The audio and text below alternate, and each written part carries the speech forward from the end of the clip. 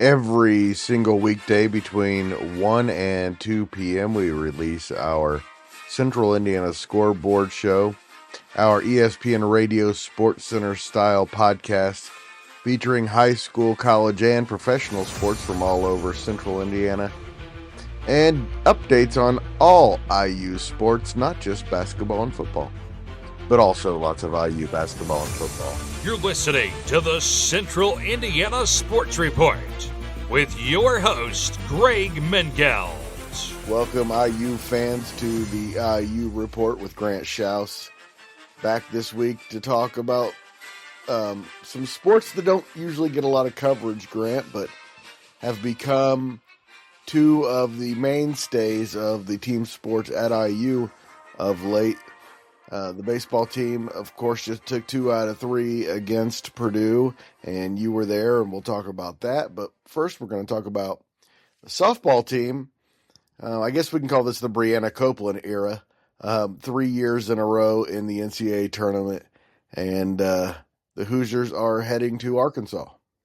Yeah, they're going to be taking on Oklahoma State on Friday at 4 o'clock against in Fayetteville, Arkansas. So good for them. And you mentioned Brianna Copeland. She's a dog.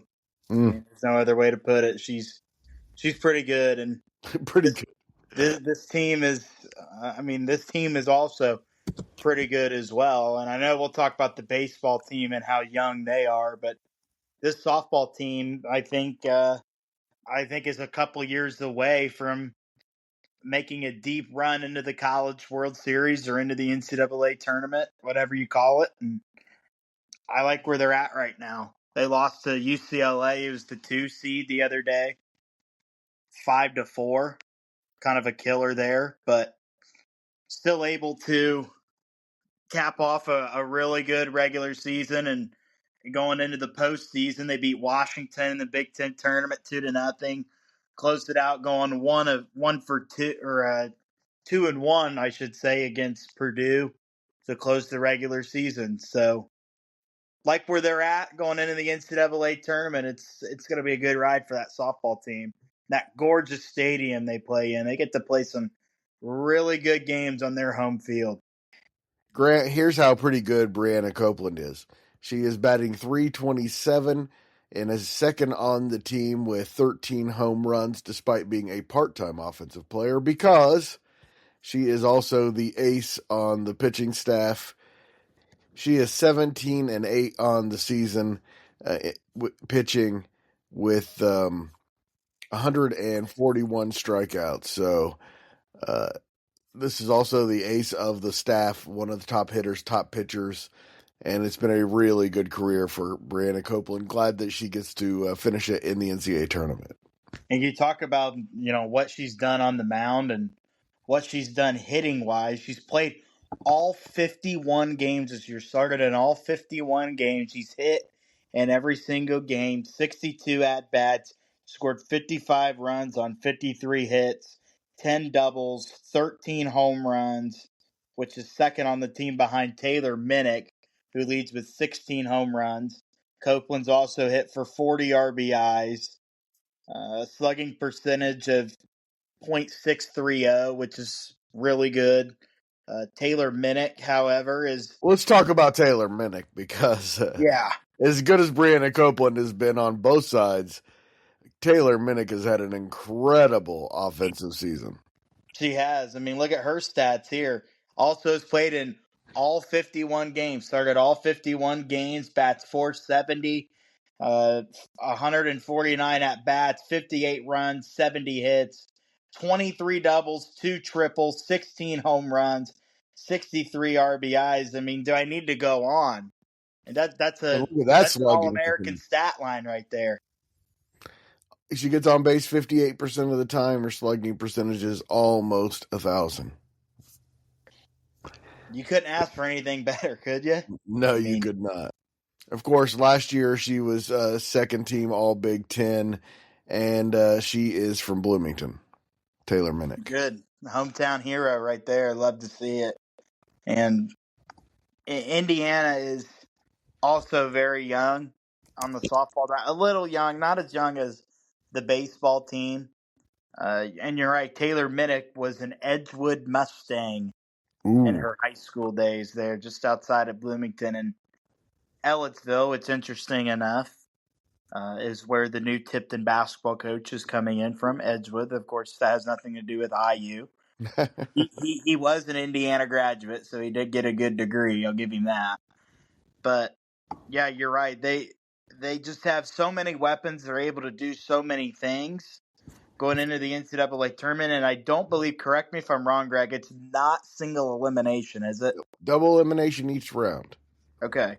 So they have a chance to, afford to lose that game against Oklahoma State. Now, you don't want to. You want to win every game you can, but you don't want to get knocked out early on. I mean, you're guaranteed at least what, 2 games? 2 games, yeah. You're guaranteed 2 games, so why not win something while you're there? Why not try to make something happen while you're there? And I think I really like their chances going into it. They kind of stumbled down the stretch of the year where they got swept at home by number 7 Oregon, lost 10-4, 9-1 in 6 innings, and lost 9-7 on Sunday. Beat Ball State towards the end of the year, 14-1. Went 1-1 against Nebraska, 1-2 against Wisconsin. I mean, they stumbled down the stretch, but there was a stretch there where they won 1, 2, 3, 4, 5 games in a row. They were beating some solid teams, and Ohio State, who they beat 13-7 in the third game of Well, that was a big one. yeah. And that was the night that Copeland set the program record for home run for career home runs. That was a good night. Beat Maryland. Actually swept Maryland, which was pretty cool. Let's talk a little bit about the baseball team, Grant, because you got to see the Hoosiers live on Saturday. They are now 29-22 on the season after playing a really tough non-conference schedule before the Big Ten. They're 14-13 in the Big Ten, and just a couple of games out of 5th place, or just a game out of 5th place behind Michigan and Washington after taking 2 out of 3 from Purdue. I think if they make enough noise in the Big Ten tournament, they're going to sneak in the NCAA tournament. I like their chances. They're coming into a series starting on Thursday against Michigan in Ann Arbor. They're going to play Michigan on Thursday, Friday, and Saturday. 2 6 o'clock games on Thursday and Friday. Finish out the regular season on Saturday at 1 o'clock, which is going to be great. I think that if they win at least 2 of those games against Michigan, maybe they'll have a case to sneak into the NCAA tournament. I have no idea. Of course, the game I went to on Saturday was the one they lost to Purdue. They got off to a really good start. And looking at that roster, they have so many guys with so much potential. And we talked about Devin Taylor, of course, being kind of the star of that team. But the one guy I think I'm impressed with the most is a kid by the name of Cooper Malamazian. Freshman. Really solid player, yeah. And they're so young. And we talked about this last week. This day and age in college sports, nobody's safe. Nobody's safe. Everybody is a free agent at the end of the year. So who knows if these guys will be back? But I think baseball's a little different where you can retain your guys more. Yes. They stay around longer. They don't jump ship as easily. Don't know. I really don't know why that is, but in baseball, it just seems like that's not as big of an issue as it is in other sports. And I think Indiana will benefit from that in the coming years. I like Jeff Mercer. I like him as the skipper of the Hoosiers. He's been around for a while, and I think he's taken them to the right places, and he's a good fit for Indiana. I heard someone say that they went to a game. It was a road game over at Illinois, and they had seats right by the Indiana dugout and said it was just a clinic the entire night, hearing him or watching him coach that team. And baseball's a little different where typically you're playing in smaller stadiums, smaller fields. You can probably sit closer to the action than you could at a basketball game or a football game, those things like that. So you can hear everything that these coaches are coaching to these guys and preaching to these guys, and I think you pick up on more. And if you're an observant fan, you realize how great some of these baseball coaches like Jeff Mercer are. Let's talk about another player on the team who apparently yesterday hit a home run for his mother on Mother's Day. She asked him to hit one, and he did. His 19th of the season, which of course leads the Hoosiers. And that's sophomore Corbin Dickerson, who is a transfer from Louisville. And he has had a really nice first year with the Hoosiers, leading the team in slugging percentage with 689, which if you're better than Devin Taylor in slugging percentage, you're doing something. You gotta be, man. He's one that you've mentioned, and I know you like him because you covered him in Little League, And right? all the way back to Little League, that's right. Yeah. So since we've talked about it, I paid more attention to him. You're right. He can absolutely hit the cover off the ball. 3 hits, 4 RBIs, was never walked. Just had a great game on Sunday against Purdue. He's one that he's one that if he sticks around, is going to have a really good career, and hopefully he does. Another guy I want to mention is Jake Hanley as well, the first baseman. Andrew Wiggins, no, not that Andrew Wiggins that plays in the NBA, but this Andrew Wiggins went to Heritage Christian, and he's a really good player. Tyler Cerny as well. I And actually saw Will Moore is a true freshman and has been Big Ten Freshman of the Year a couple of times.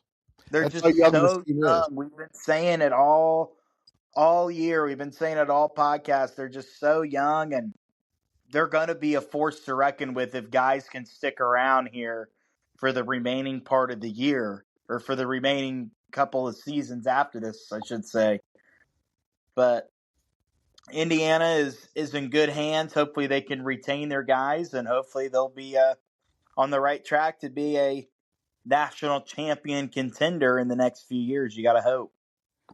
And it is definitely a program trending in the right direction. And I think you're right. This series against Michigan is going to be big this weekend in determining what happens with them as far as at large berth. But what they really need to do is make a run in the Big Ten tournament. Yeah, and I feel like it's kind of deja vu from what we were talking about with the basketball team a little bit. You know what I mean? Where if they had a good run in the Big Ten tournament, then they would make the tournament. Well, they didn't, and that's fine. And they didn't. But yeah, that's fine. I don't care. Scott Dolson, at least last year, I'm not sure if he still is, but I'm assuming he is on the committee, the selection committee on who gets in the NCAA tournament for baseball. And in previous years, when Indiana baseball has been kind of maybe on the outside looking in, they made him step out of the room. They voted Indiana in the tournament. We saw the same thing with North Carolina basketball in the tournament this year. Their AD was on the selection committee, Bubba Cunningham. They made him step out of the room. They voted North Carolina into the tournament. So you got to feel good. You got to feel like that there's some hope there if Indiana is going to make the NCAA tournament for baseball. So hopefully that's what happens. And again, they could get up to as high as the 4th seed with a nice sweep of the Wolverines this weekend. Most likely the somewhere between 4 and 7 seed in the tournament. And of course, the tournament is pool play, which means they'll get a shot to win some big games in the tournament as well. And if they can get to the Final Four, you would think that they would be a tournament team. And if they win it, they are a tournament team. Absolutely. Can't wait to see what they can do. And playing in a beautiful ballpark out there in Omaha, Charles Schwab Field. And Grant, very cool to be able to talk some baseball and softball on the IU report. But, of course, our favorites are still basketball and football. Give me your latest news on the basketball team.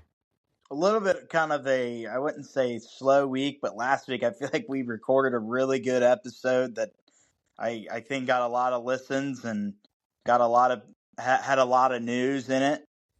So There's been a this lot of week, news the last month or so. yeah, of course, this is a busy time of year, and Indiana and the staff was out on the recruiting trail with high school kids this week. It seemed uh, today just offered a class of 2027 5-star player Ryan Hampton plays at Dynamic Prep in Texas and for Drive Nation in the Nike Elite Youth Basketball League, which is the EYBL.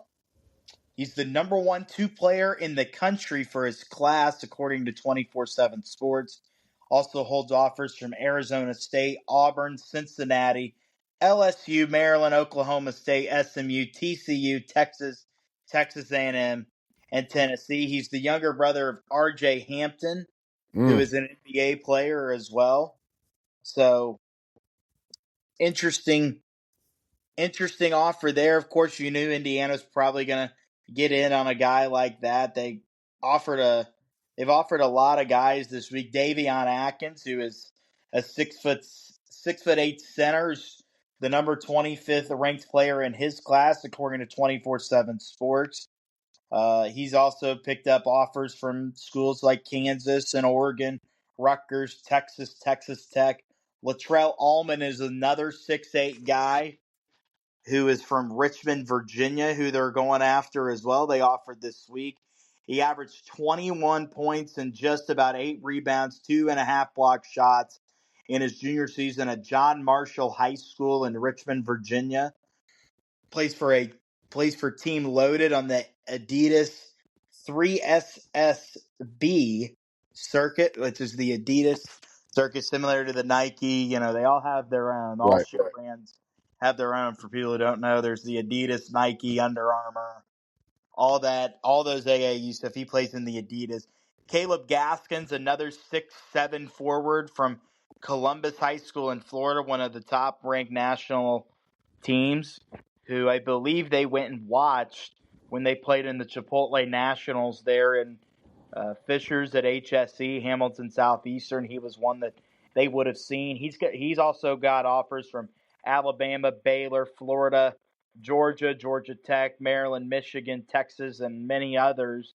He plays for the Knight Riders Elite in the EYBL. He's the number 12th player in his country. Sammy Jackson is another one who plays in the EYBL, plays at Roman Catholic High School in Philadelphia. And if you don't know about Philadelphia basketball, let me tell you something.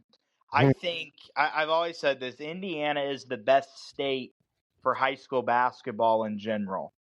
It's the absolute best. It's a classic. People know Indiana for its basketball, but the city of Philadelphia, when it comes to high school and college basketball, there is no better city in the United States for developing talent than the city of Philadelphia. Well, And there's definitely for college. there's so many legends. The That five schools in the city is a very cool setup there in Philly. it is, and so many great coaches that have come through there too. Of course, the basketball back in the day in Philadelphia, back in the 70s and 80s, way back in the day, was just really good. And Sammy Jackson is from Philadelphia. He lands an offer. He's going to visit Texas on June 16th through the 17th. Of course, a lot of time between then and now. Guys cancel trips. He could have already committed. What's interesting about him is that he averaged only 13 points a game in high school this year, 5 rebounds, 3.5 assists, but he made 51 3-pointers. And what we've seen with Coach DeVries and the staff early on is they're going after mid-major guys that could stroke the rock. So that's a good sign if Sammy Jackson commits there. He helped his team play in the Pennsylvania 6A state championship game there with Roman Catholic. Talon Kinney is another guy who was also offered. He is from Newport, Kentucky, but played it this past year in the Overtime Elite in Atlanta, Georgia, which don't want to go off on a tangent. It's the stupidest thing that was ever invented for high school basketball. Also plays in the Adidas 3SSB circuit.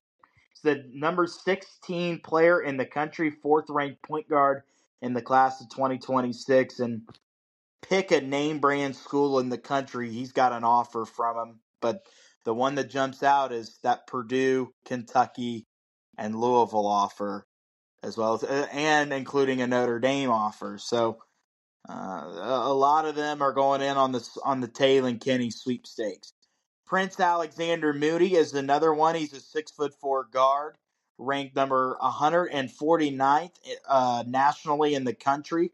Plays for Bishop McNamara in Maryland. Also plays for Team Takeover in the EYBL circuit. Has offers from Illinois, Maryland, Michigan State, among several other schools. But the one driving factor, I think, for Indiana is the fact that he has close ties with Kenny Johnson, who is an assistant coach for Indiana and is also from the DMV area. So that is a really good indicator for Indiana that they could get a good player like him this out. But Jason Tatum looks like he's down hurt bad in this game against the Knicks, holding on to that ankle, writhing in pain.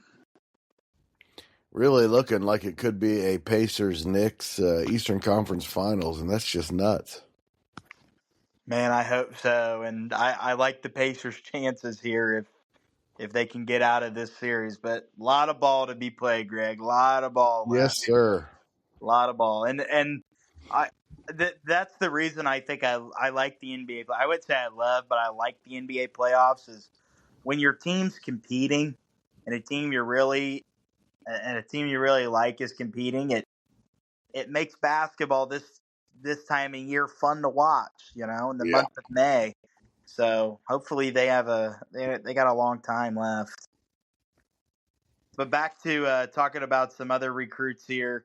Anthony Thompson, who old Indiana fans should know, the Anthony Thompson that dominated the football field back in the day. Should have won. This is a different one. This is a different Anthony Thompson. Can we sell this Anthony Thompson on the old Anthony Thompson and say, hey, you belong here because of this guy? I'm sure this Anthony Thompson, along with the old Anthony Thompson, doesn't know the other Anthony Thompson. So, would not surprise me. But yeah, Tatum's being taken out. He can't put any weight on one of the ankles, man. That's not a good sign. And looks like the Knicks are about to win anyways. They are about to win. Yeah, good. Need them to. But Anthony Thompson was offered by the previous IU staff with Mike Woodson. He plays for Western Reserve Academy in Ohio. Actually plays for Indiana Elite in their AAU team. He's a 6'8" forward, ranked number 11th in the country. Has many offers, including Auburn, Indiana already, Kansas, Kentucky, Louisville, Michigan, Michigan State, North Carolina, Notre Dame, Ohio State, Purdue, Texas, and Xavier. Ethan Taylor, 7-foot kid from Shawnee Missions Northwest in Shawnee, Kansas, plays for Moken Elite in the Nike EYBL circuit.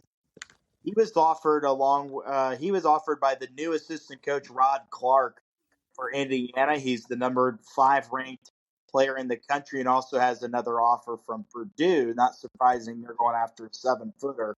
That's right.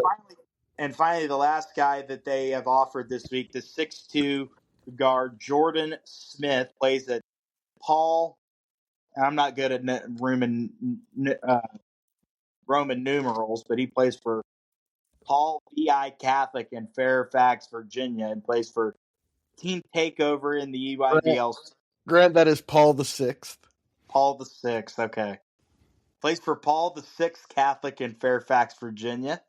Holds offers from, again, pick the big name brand names. Places Duke, Kentucky, North Carolina, Michigan, Syracuse, Villanova, etc. He is the number 4 player in the country nationally, and he won a gold medal last summer with USA Basketball in the 2024 FIBA U17 World Cup team over in Turkey. So it looks like he would be a really solid addition if Indiana could land him. All these guys, of course, would be great if you can get him from Indiana. Really excited to see what they do, but Darren they DeVries is going to get a chance to prove his recruiting chops right away, isn't he? absolutely, he's already starting to prove it. I think if these guys here, 10 guys, I'd say, yeah, 10 guys. I think if you can just get 2 or 3 of those guys to commit to come play for you, I think that's a step in the right direction. But you're obviously not going to get every single guy to come commit to it. Most of those guys probably won't even commit to Indiana. Hopefully they do, but they won't. But I think you could be off to a really good start if you can get a good couple 5-star players to come in that are going to immediately make an impact on your program. Speaking of recruiting, it's been a really good offseason for Kurt Signetti and the football program. I saw where Michael Cohen of Fox News has IU ranked in the top 35 nationally recruiting ahead of programs like Wisconsin and Michigan, Maryland, and UCLA. So, and they had a little feature here on a running back, Henry Olinger. Tell me what you know about the recruiting class and a really good running back prospect. Yeah, I think you're right in that Indiana's had a really good off season. They're hang on, I stumbled over my words. Let me pause. No problem.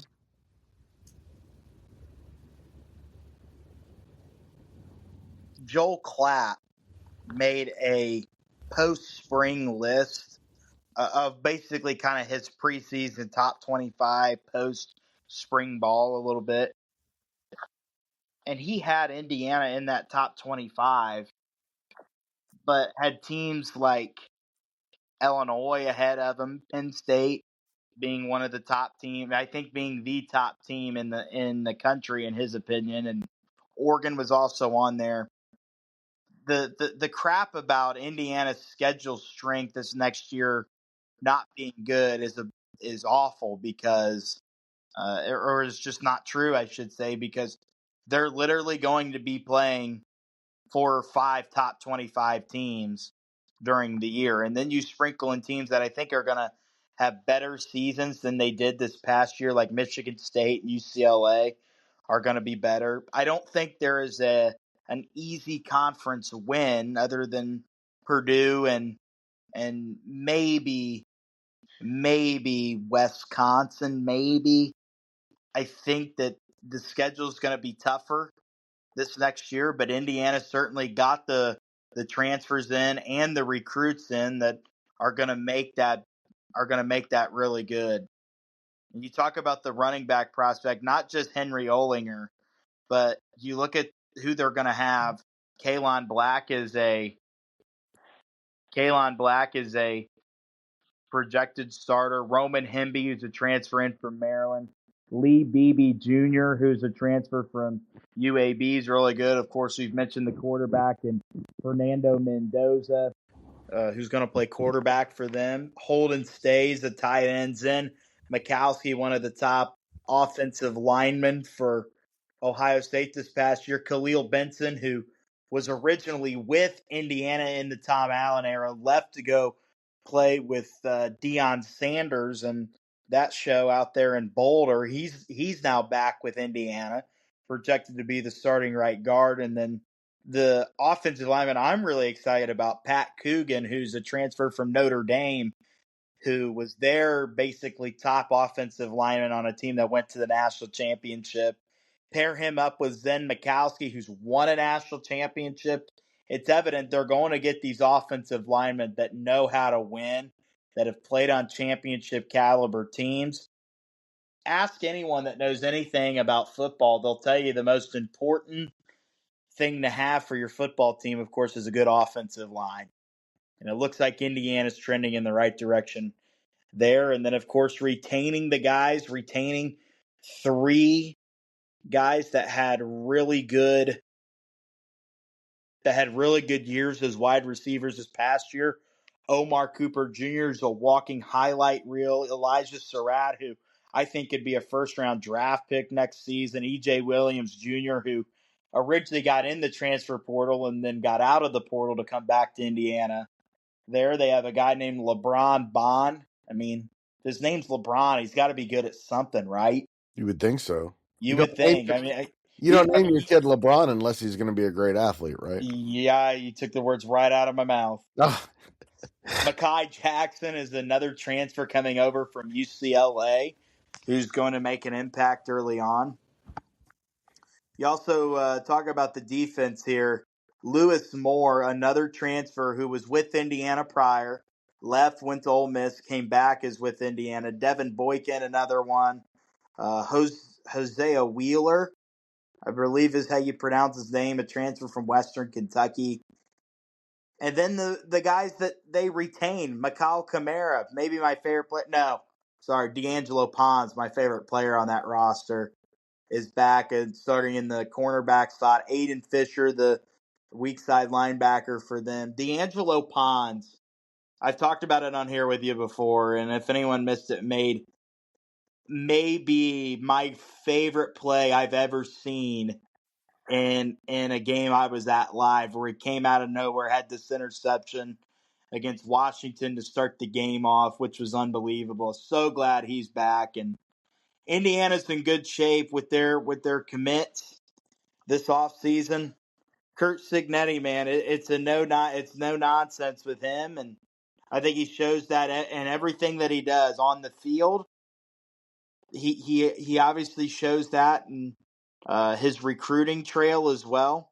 They just got a commit who is an in-state commit from Crown Point, who's a tight end and also plays linebacker, class of 2026 guy named Trevor Gibbs. So he also has another year of high school eligibility for them. A guy they've been going after real hard and they had on campus was Rutgers linebacker Mohamed Toure, who was their top linebacker this year. They got a commitment from 2026 defensive back Jay Timmons, who's committed. Blake Smith from Franklin Community High School in south part of Indianapolis, whose grandpa played at IU, back for Lee Corso during the day. Wow. He's committed. We talked about him last week. They got a guy coming in from Decatur Central High School, Casimir Hicks, who's a defensive back, he's a defensive back. Linebacker commit, 3-star linebacker Jacob Savage from Union, Kentucky.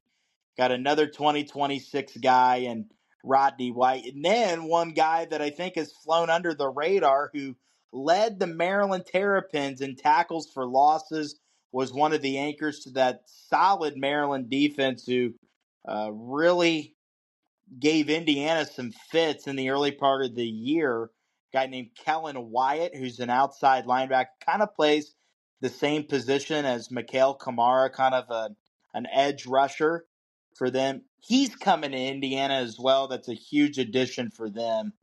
And you mentioned Henry Olinger. I want to come back to him. He's a 4-star commit who is from Grandview Heights High School.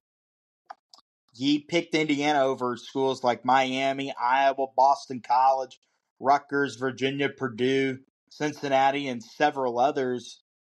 He was on campus during the day of the Washington game when College Game Day was in town, and that was probably a really good weekend for Indiana in terms of getting to host game day. You get the national TV attention.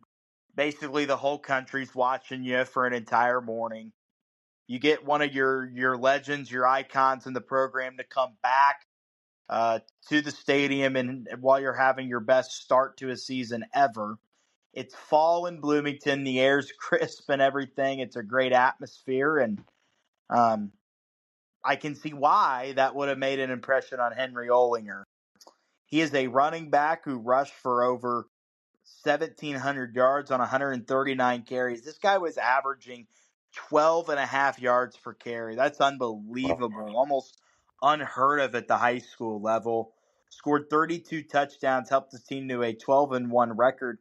The thing is with Olinger is he did all that as a running back, but he could end up playing linebacker for the Hoosiers.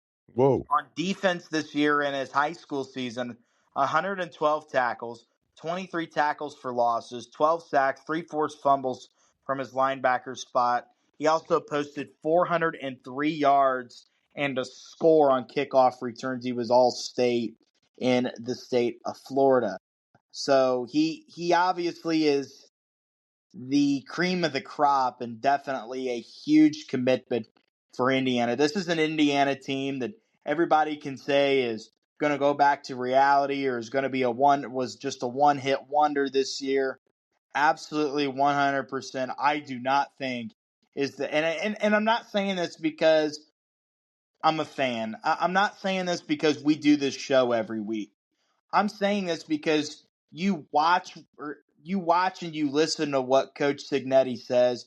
You watch what they do in the transfer portal. You see who they retain back from their best team so far in program history. The people who say that and say that Indiana's a one-hit wonder obviously don't know much about football. And they say that because I think they're threatened by Indiana. They're threatened by Indiana fans. And they just straight up, let's face it, don't want to see them have success. I'll leave it there. That's my take on that whole situation. Thank you so much to Grant for sharing his IU knowledge with our listeners. Always appreciate him and his wealth of knowledge. And thank you for listening. If you like what you hear on the Central Indiana Sports Report, you can help us out by sharing these podcasts with your friends and family. We thank you in advance.